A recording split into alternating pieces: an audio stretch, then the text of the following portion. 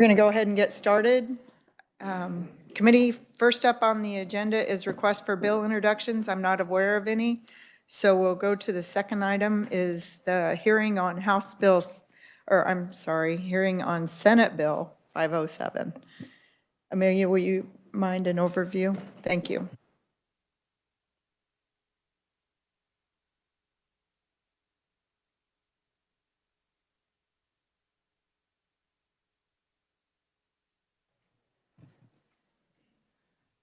Good morning, Madam Chair, members of the committee. Senate Bill number 507 relates to income tax and would provide for the apportionment of business income by the single sales factor. Currently, for businesses with income from within the state of Kansas and outside the state of Kansas, a three-factor formula using an average of the property, payroll, and sales factors is generally used to apportion business income to this state for the income tax. The bill would amend the apportionment formula and related provisions to provide that business income shall be apportioned to this state by multiplying the income by the sales factor. And the sales factor is a fraction, the numerator of which is the total sales of the taxpayer in the state during the tax period, and the denominator is the total sales of the taxpayer everywhere during the tax period. The railroads and interstate motor carriers would remain exceptions that are based on mileage. And the bill would take effect from and after January 1st of 2025. And I'd be happy to stand for questions. Thank you, Amelia. Committee questions? Seeing none, thank you. And I just want to reiterate, the calendar was incorrect. It had the hearing listed as yesterday, but our schedule that was posted and was available to everyone was that the hearing is today. So I just want everyone to know, completely transparent here. Committee, we will welcome Michael Hale, our first conferee.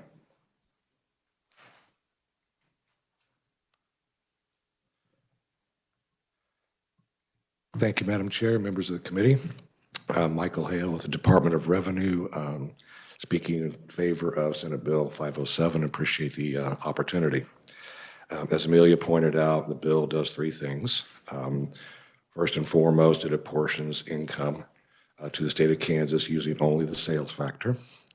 Two, it sources sales of intangible property and services to the place where the property or service is received. And three, it amends the code to make sure that the Kansas income tax is applied uniformly. As Amelia pointed out, it's a formula for apportionment. Going back 60 years or so, states generally use the three factors of property, payroll, and sales. The last 20, 25 years, states have moved more and more toward sales factor only. And if you see the map and list of states that we provided with our testimony, you'll see that Kansas is just one of 5 states left that still use the three-factor formula. The reason that states began to shift to the sales factor is basically threefold. One, our economy is changing. We don't have smokestack industries like we did back in the 40s and 50s and 60s. It's more of a service-oriented economy now. Two, it would encourage companies to locate their facilities and hire people in states because they no longer have to have the payroll or property in their factor apportionment. And three, then it creates uniformity among the states. If you look at the second map and the second list of states, most of the states that have adopted sales factor only apportionment have also adopted market-based sourcing. It's kind of a term of art, but what it really means is sales of services and non-tangible property like dividends, as an example, would be sourced to where it is received. Kansas is one of a handful of states left that still uses what's called the cost of goods apportionment or business income producing activity. Sourcing, that's become a very cumbersome, laborious, and costly process for companies. We've been asked by multiple companies, can you please go to market sourcing? It's much simpler for us. And so that's the second part of the bill is it would, and states have done this again for the same general reasons, changing economy, e-commerce, digitizing of commodities, et cetera. The cost of goods, cost of performance, I keep saying cost of goods. Cost of performance is just really difficult when you have 2, 3, 4 states involved in a process. Just much simpler for businesses to source it where it is sold. And then the last part of the bill, just make sure that the Kansas Income Tax Act and the Multi-State Tax Compact are applied uniformly, one with each other. In conclusion, Senate Bill 507 aligns Kansas with most other states in how it apportions and sources sales of corporate income. And this uniformity is a benefit to businesses and to the state, saving them compliance costs and so on. And additionally, in-state businesses may see a reduction in their tax liability. Hopefully, it will encourage additional investment, hiring of more Kansas citizens, and so forth. Now, in general, the revenue effect would be somewhat neutral. It's not going to be zero for everybody. And while the overall effect of the bill trends toward being revenue neutral, some businesses will experience a tax increase. Others will experience a tax decrease. The ones who are going to experience most likely a decrease are the ones who have infrastructure here in Kansas, in your communities. They hire their employees or your constituents in your neighborhoods. They're the ones who are going to see, most likely, a reduction in their tax liability. Companies who largely just sell into Kansas with limited property, limited payroll, will probably see a tax increase. There could be, when you've got 20,000 companies operating in Kansas, there could be some unique situations, but for the most part, that would be the trend. We think, and proponent testimony has shown, that companies who've made a commitment to Kansas by having their infrastructure here and their employment here have been benefiting Kansas. This bill would give a commitment to them. And I would stand for questions. Thank you. Committee, any questions? Senator Holland. Thank you, Madam Chair. Sir, thanks for being here today. I guess a couple questions. I want to be sure about this. Number one, is this related to all business structures or just corporations, C corporations? Corporations. Okay. And just so for clarity purposes, how would, say, an LLC with a similar type of a setup, say, a mixing of operations in the state, how does that affect them tax-wise? This wouldn't affect them at all. But would the LLCs, in fact, would they already benefit, or do they need to be brought over into this structure? I'm just kind of concerned about, are we creating a problem between corps and LLCs where an LLC may say, hey, we need to have this too? I don't think it will create a problem. I can certainly look into that and get back to you. I'm not sure it's going to create any kind of a dichotomy between the two. Okay, and then just a final, I guess, comment, a final question. I know we've been talking about this for years. To me, I've always supported this. It just seems to me this is a simple eco-devo, basically, carrot that we can give to our corporations who want to invest non-retail storefront operations in the state. Why haven't we done this sooner? I don't have an answer. I'm not blaming you guys, because I realize there's the business community and a whole bunch of stakeholders and different viewpoints, but just it sounds like the majority of states have already gravitated to this. I'm wondering why it's just, if you could opine. If you don't want to, don't worry about it. Yeah, I'd rather not speculate about past things, but you're right. 40 states have done the sales factor apportionment, and 38 or 39 do the market sourcing. So we are clearly in the minority and have been for several years now. Thank you, sir. Committee, any other questions? Thank you. Thank you. Are there any other proponents that would like to testify? Seeing none, we do have written testimony from Randy Colgren, Daniel Silva, and Randy Stuckey. Randy, did you want to say anything? Or?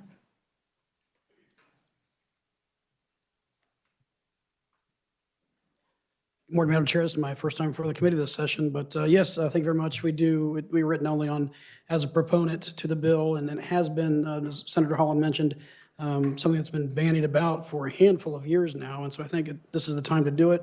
There's a lot of good reasons to do it. Obviously, most states at this point have, and I think this is a very good bill, so we'd stand in support, to stand for any questions at the appropriate time. Wonderful. Thank you, Randy. Committee, any questions? Seeing none, I guess timing is everything. It seems like there's an appetite this year. So, committee, are there any opponents? Seeing none, we do have one neutral, Eric Stafford. Welcome to the tax committee. Back to the tax committee. Thank you, Madam Chair, and good morning, committee members.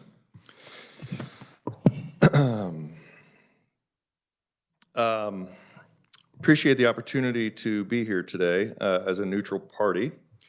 And I'm going to give similar testimony to what I did to the department's bill on the House side to answer some of Senator Holland's questions. For the first time, you'll see in bold font on our written comments, we have adopted a position in support of single-factor apportionment.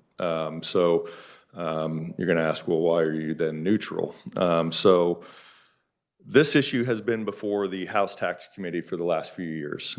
We've been really working on it since 2021, but at that time, our priority was decoupling from the Federal Tax Cuts and Jobs Act. You guys remember those issues, and so we were just very upfront with our members. That is a big issue we got to get taken care of, and so that took most of our time and attention. And this one hadn't really moved very far. But what we had before the House Tax Committee was House Bill 2110, and that bill was put together because our membership is divided on this issue. We have some who support it, we have some who are opposed to it. And so we have been navigating that for the last few years. And House Bill 2110 was a bill that basically was based off of or drafted off of New Mexico that gave taxpayers the choice to be single factor or three factor if those taxpayers were in a certain industry. So how we drafted it was basically the industries who were asking for single factor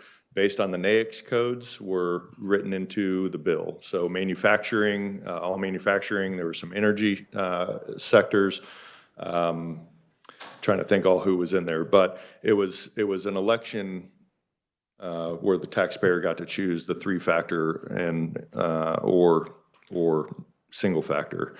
Had the hearing last year, felt like we were starting to get some momentum and be able to get that bill moving. And the day that the committee was supposed to work the bill, probably about 3 o'clock, we got called into the chair's office and sat down with Representative Sawyer and Mr. Hale and Ms. Smith, and they said, hey, would you guys be willing to just go single factor? And it's like, man, we've got a divided membership, so can we work through this, get some feedback? So we got some short-term feedback that was still kind of the same, but basically last year didn't push the bill at all, and we put together a working group this summer to try to come up with a position or solution to finally get this issue over with.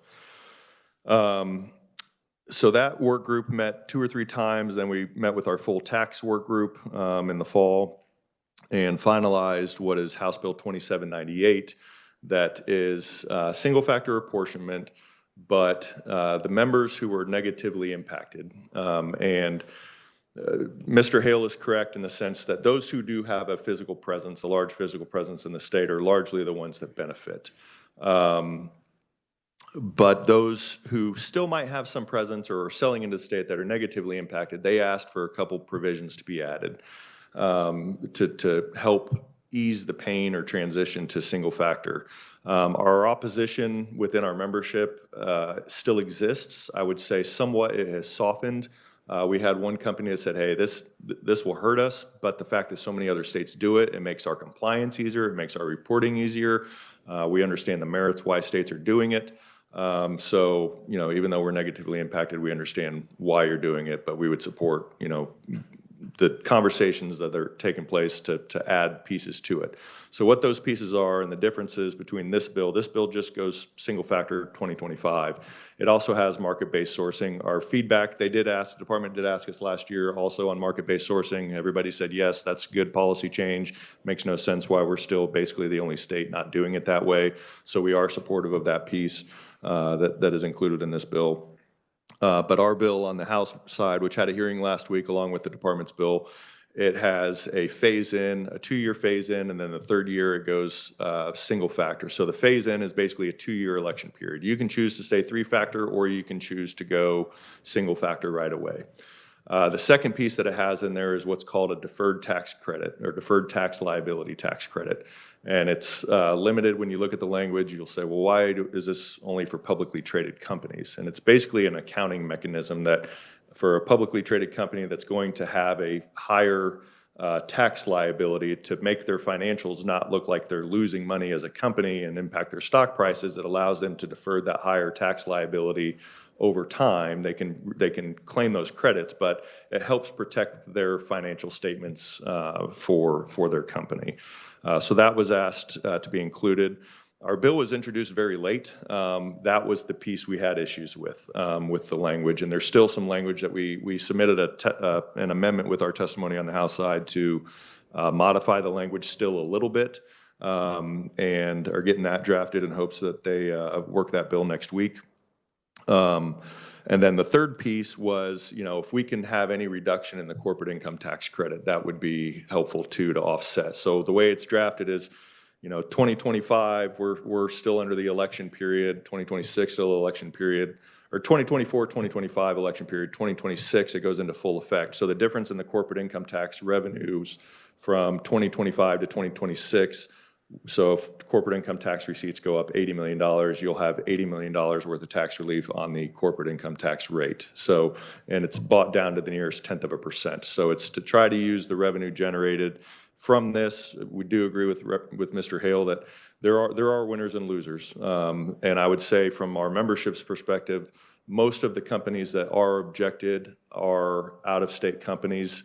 But there are out-of-state companies who have a presence here in Kansas that would benefit. So you can't specifically say this industry is going to benefit, or this industry is going to lose, or this company from out of state is going to win, or this company from in-state is going to win.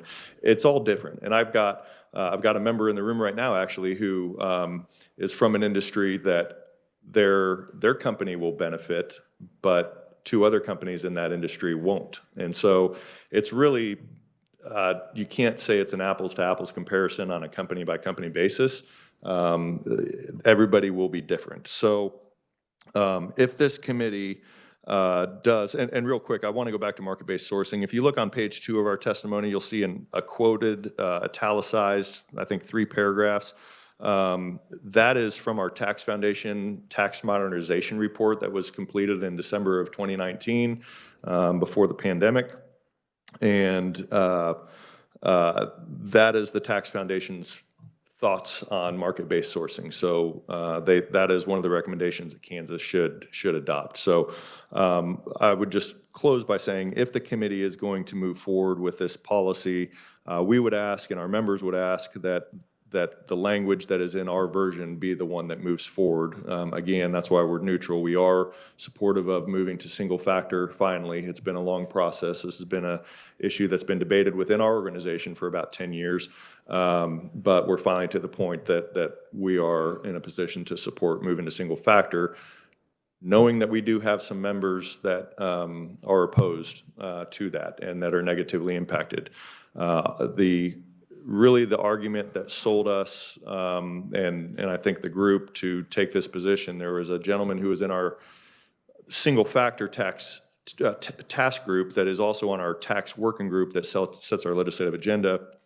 And he said, I'm 4 miles from the Missouri border that's a single factor state, and I pay higher taxes in Missouri because I'm a Kansas company. But if I were to move to Missouri, I would have a significant tax reduction.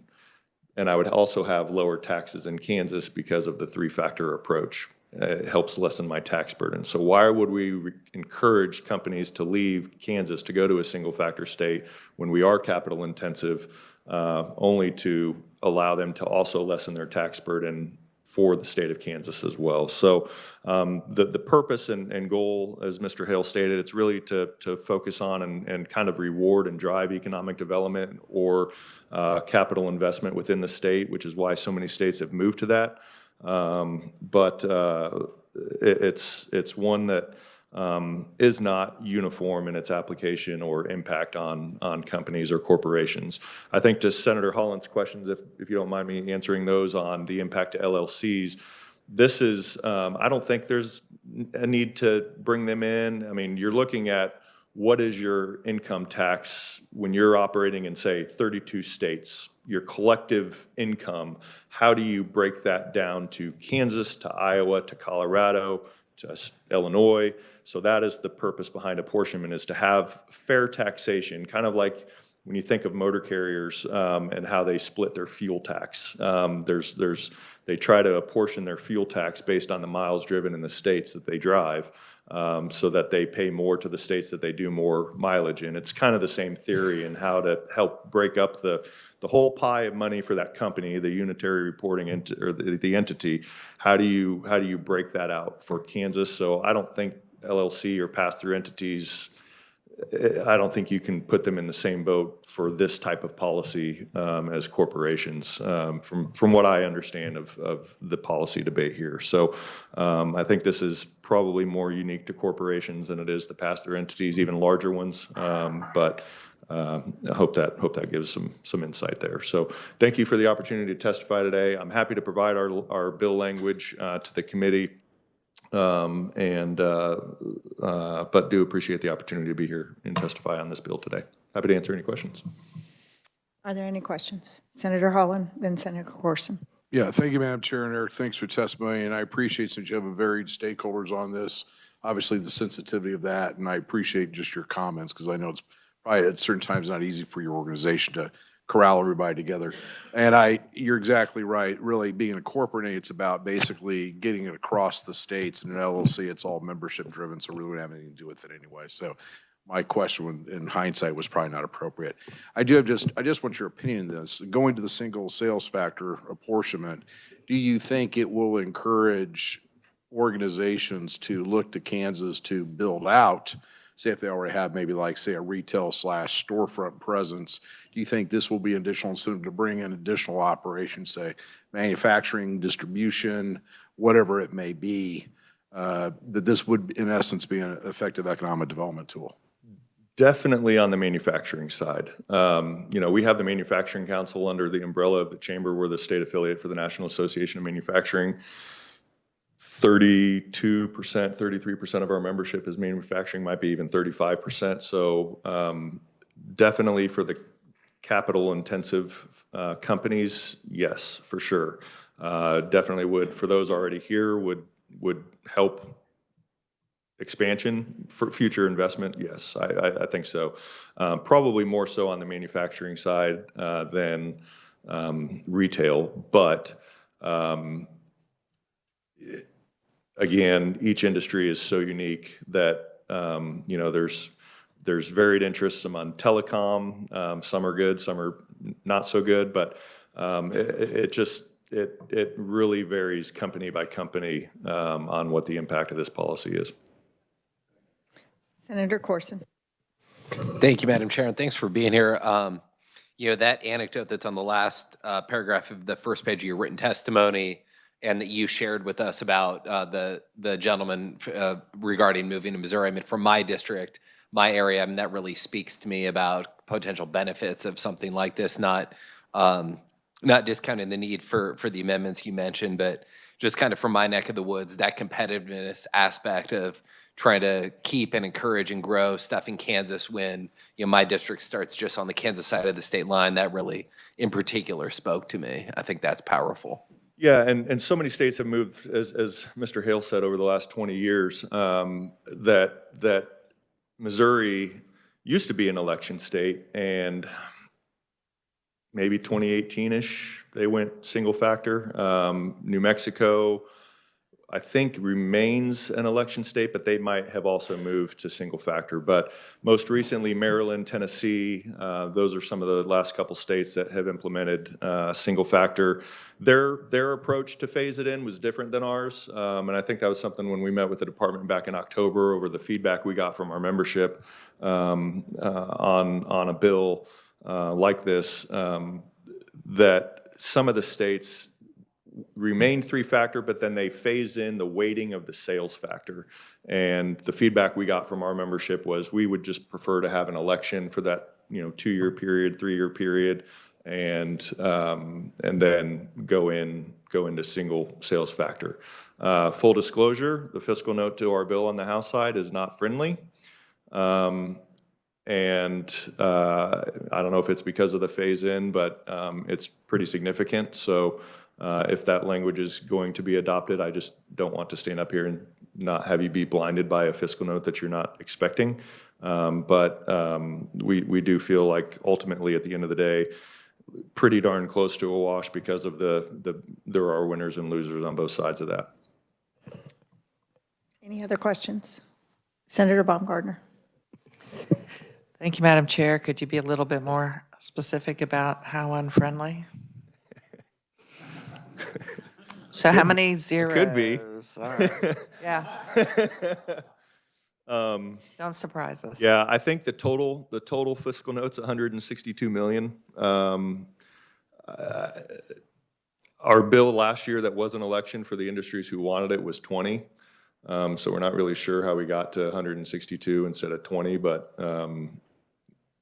I feel like you guys should know that. But it's those first few years, and then it gets a little bit more even after that. I think maybe the third year after it goes into effect, it might be -7 or so, or -10. And I don't know if that's the deferred tax credit. Not without having it in front of me, I can't remember the exact details, but total, it was 162 million. Committee, any other questions? Seeing none, thank you. Thank you. Is there anybody else that would like to testify neutral? Seeing none, we'll close the hearing on Senate Bill 507. I'm going to take this opportunity to ask the department to comment on the last testimony that we heard. There is a considerable difference in the fiscal note, and if you would like to just send written comments, because I understand there might be some difficulties in implementation and other things, so we'd like to hear input from the department, especially since this was the department's bill. Oh, Kathleen, thank you. Madam Chair, members of the committee, Kathleen Smith with the Department of Revenue. We would prefer to give you some information in writing if that would be helpful. That would be very helpful for the committee. Thank you, much appreciated. Absolutely. And I would like to recognize Secretary Burkhart for being here.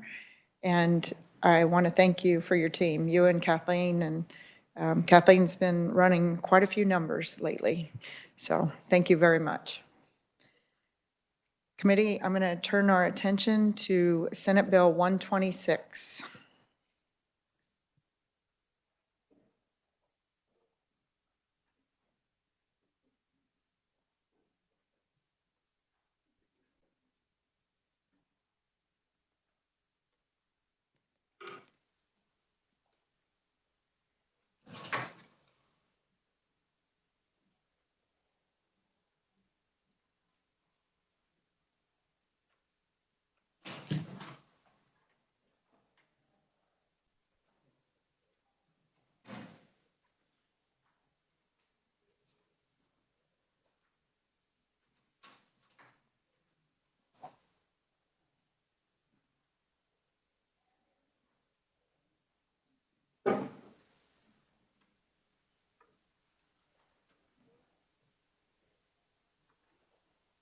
So committee, Amelia has a handout. 126 is, I don't want to use the word simple, that always kills a bill.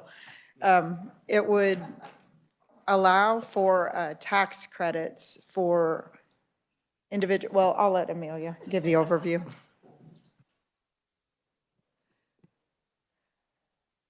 Madam Chair, Senate Bill number 126 was a bill introduced last year. And the bill as introduced provided tax credits for certain residential solar and wind energy property expenditures. These were expenditures related to a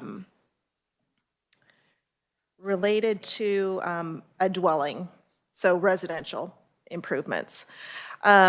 And what was just handed out to you is actually a copy of Senate Bill 126 as amended by the committee. So new Section 1 is the original tax credit provision that was introduced.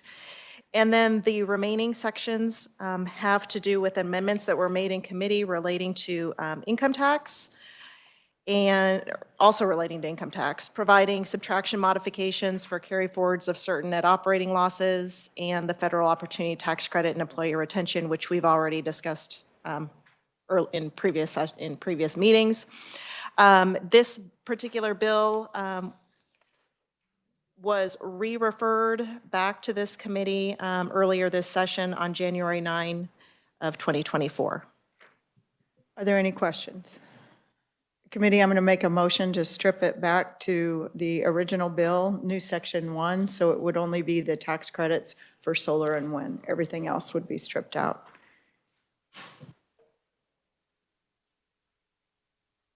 And the motion will include changing the tax year so that it adjusts for since we're a year later. Is there a second on the motion?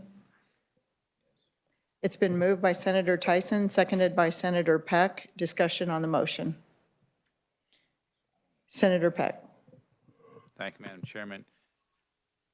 For clarification from staff, what would be left would be new Section 1, so all the bolded would be struck, or maybe, Madam Chairman, this would be used. So we would have new Section 1, and then the italicized language in the bill would remain. Is that correct? Amelia, no, Amelia will address it. Thank you. All right. Madam Chair, the way I understood the motion was to leave only the new Section 1 with a modification that it would begin in tax year 2024, which would mean that everything beginning in line 29, Section 2, I'm not sure how many sections we have here, just Section 2? Okay, so Section 2 would no longer be included.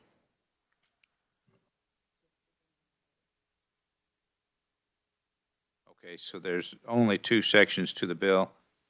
So pages 2 through 12 would be dismantled. Okay, thank you. Committee, any other questions? Discussion? Senator Blaze.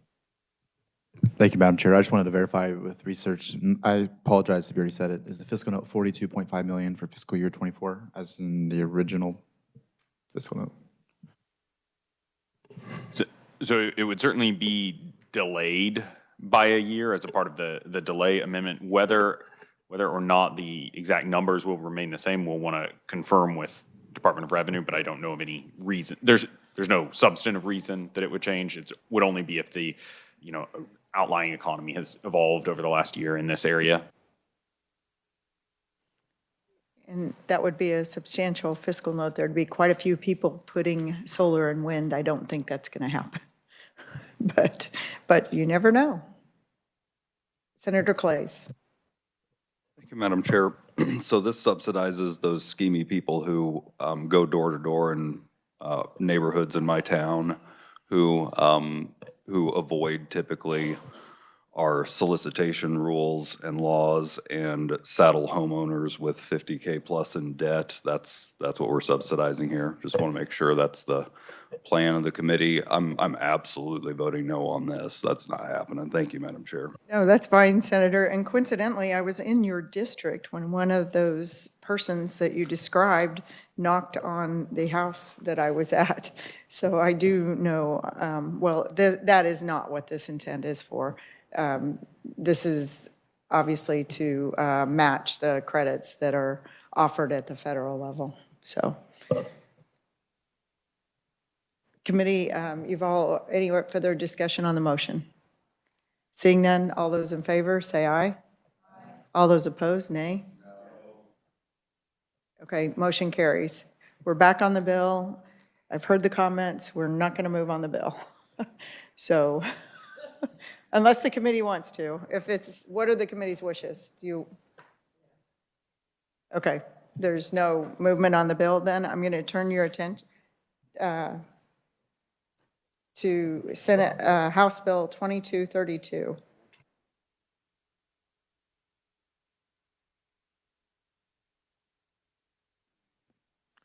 Yeah, committee.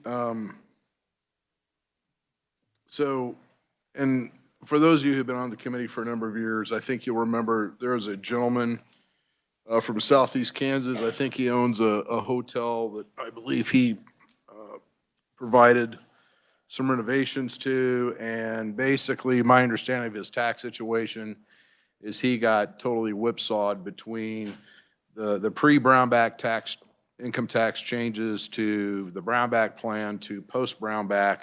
And nothing that the Brownback thing did to him, but it's just like for these different changes in the tax structure, he was never really able to fully get his normal, my understanding, his normal income tax refunds based upon the, on his hotel like he could have.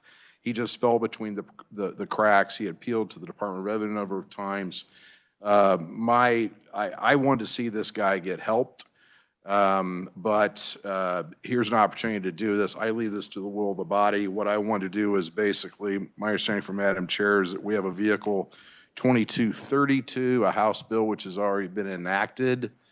My understanding from the chair is that is enacted, so this would be just an empty shell that we could put this language, Senate Bill 125, into it. Now, I do want to be clear, there were a couple different versions of language this gentleman had requested. I'm supporting the earlier version that did not have any sort of interest payments, penalty payments going to him as a result of taking this long to get his credits back to him for his net operating losses. So that is the offer of the amendment, the conceptual offer of the amendment. Take 125, remove the consonants, put it in 2232, remove any language that talks about him getting a interest benefit over the years not getting this refund. And that's why I put before the committee as a motion. You've heard the motion. Is there a second? I'll second the motion. Committee discussion on the motion. Senator Blaze. Just clarifying, we were putting the contents of 125 into a House bill, is that what we heard? Okay. I'll be opposing the motion just because yesterday I asked to put another bill in a House bill, and I was told that's not the rules, so I will not be supporting that. You were not told that was not the rules, Senator. You did not come to me. You sent a lobbyist to me to ask to do that, Senator, and what happened is that bill was going to come above the line today. So that's why we did not put that bill in a House bill. I believe we did have that conversation, and I believe this whole committee, this side was here yesterday when we talked about that, and you told me that's the rules, we don't do that. Senator, you were not recognized, but thank you for your comments. Senator Reddy. So I just want to be clear, is this just for one individual? Pardon? Does this impact just one individual? Yes, the conditions. Senator Holland. Yes, thank you, Madam Chair, I'm sorry. Yes, this is just one individual that this impacts. He has a hotel that he restored in southeast Kansas. It actually is a gorgeous property. I think I drove by it one weekend on a motorcycle ride. But he has been after this for a number of years. But once again, this is to the will of the body. And just, I put it for the intention of the committee. And this would be made as a substitute bill. One other question. Senator Reddy. Thank you, Madam Chair. So there isn't any other mechanism for this individual to receive these types of benefits? Senator Holland. There is not, from my understanding of talking with the department, there is not. All right, thank you. Senator Baumgartner. Thank you, Madam Chair. I'm not opposed to us moving forward on this. I think I've heard him testify at least 2, maybe 3 times before this committee. I think it would be better framed that this was an issue during the Sebelius administration, during the Brownback administration, and now we're in the Kelly administration. So even though I heard Brownback, Brownback, Brownback, to be clear, it's 3 different administrations, and we're going to address it today. Thank you, Madam Chair. And thank you, Senator, for that clarification, because I do know this gentleman started under Senator Derek Schmidt attempting to get this changed. So Senator Holland. Okay, I want to be very clear about this. I was not calling out any administration in particular. I was just trying to make the point that with the net operating rules that were basically transitioned to various administrations, this guy in effect got whipsawed. And so if there was any perceived slight of a particular administration, basically it was not intent of all of my comments. Okay. Thank you, Madam Chair. Senator Blasey. Thank you, Madam Chair. Maybe staff can clarify or verify, but I believe yesterday the House Tax Committee reviewed this proposal and rejected it. It was, I don't think it was this proposal. The House Tax Committee voted down the bill that included the interest, but other than that, it was the same provision that the House Tax Committee voted down, passing out. So further discussion, Senator Holland. No, and I appreciate that information being brought to the committee. Thank you. Senator, any other comments? Senator Peck. Thank you, Madam Chairman. I will just ask the question. I'm not certain who should be asking. Looking at the italicized language at the bottom of page 2, the taxpayer may file an amended return for the 3 prior years and be paid a refund with interest. My question would be, the 3 prior years, would that be, for example, 23, 22, 21, or would it go back to 2006 or some year in between?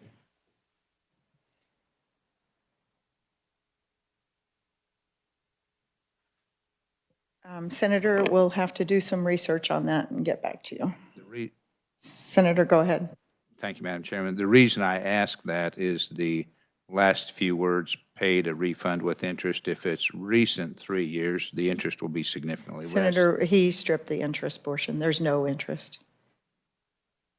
His amendment did not include the interest. He made it clear he does not want any interest paid on this.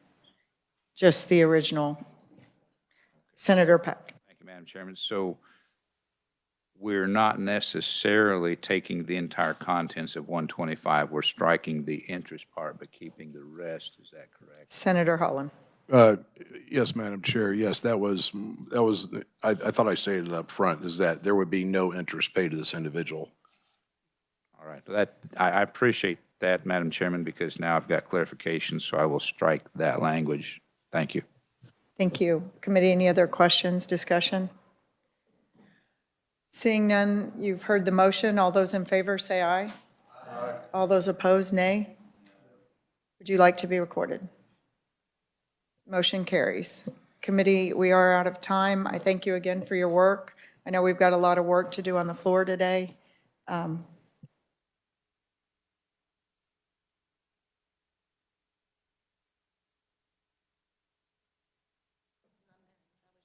Oh, okay. Yeah, Senator Holland. Sorry, committee. Thank you, Madam Chair. I move that we pass the amended 2232 out favorably as amended for passage. It's been moved by Senator Holland, seconded by Senator Tyson. Discussion on the motion. Seeing none, all those in favor say aye. Aye. All those opposed, nay. Motion carries. Thank you, committee. Any other business to be brought before us? Seeing none, we're adjourned.